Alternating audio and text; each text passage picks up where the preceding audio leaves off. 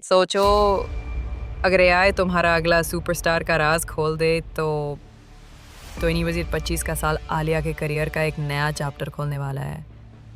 Alpha जैसी women lead spy film उसको action queen का टैग देगी, लेकिन साथ ही वो इटर्नल सनशाइन के जरिए एक प्रोड्यूसर के तौर पर भी इंटरनेशनल फिल्म फेस्टिवल्स में छा जाएगी।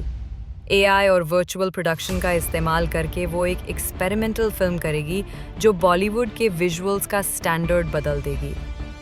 सोशल कॉजेज़ में उसकी एक्टिव रोल की वजह से वो यूएन या ग्लोबल ह्यूमैनिटेरियन प्लेटफॉर्म्स का हिस्सा बनेगी।